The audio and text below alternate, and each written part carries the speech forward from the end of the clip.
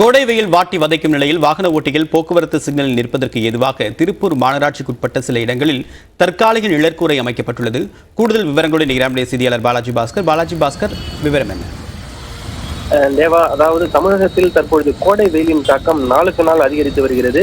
மேலும் வெப்ப அலையும் அதிக அளவில் வீசி வரக்கூடிய சூழ்நிலையால் பல்வேறு பகுதிகளிலும் பொதுமக்கள் வெளியே வருவதே ஒரு அச்சமான சூழ்நிலையானது காணப்பட்டு வருகிறது.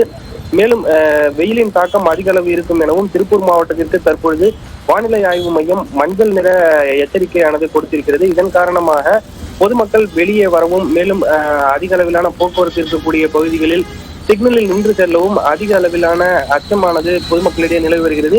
இதனை போக்கும் வகையிலும் வாகன ஓட்டிகள் பயன்பெறும் வகையிலும் திருப்பூர் மாநகராட்சி சார்பில் தற்பொழுது மாநகராட்சி அருகே அமைந்திருக்கக்கூடிய சிக்னல் பகுதியில் தற்பொழுது பச்சை நிற அதாவது திரை கொண்ட நிழற்குறையானது தற்பொழுது அமைக்கப்பட்டிருக்கிறது. இதன் மூலம் அந்த சிக்னலில் இருக்கக்கூடிய வாகன ஓட்டிகள் நிழலில் நின்று சில நிமிடங்கள் அங்கு நின்றாலும் அதன் பிறகு அவர்கள் தங்களது பயணத்தை தொடரும் விதமாக முன்மாதிரியாக இந்த பகுதியில் தற்பொழுது நிழற்குறையானது அமைக்கப்பட்டிருக்கிறது. மேலும் மாநகராட்சிக்குட்பட்ட பல்வேறு பகுதிகளிலும் இருக்கக்கூடிய அனைத்து சிக்னல்களிலும் இந்த நிழற்குறையானது தற்காலிகமாக அமைக்கப்படும் எனவும் மாநகராட்சி அதிகாரிகள் தெரிவித்திருக்கின்றனர்.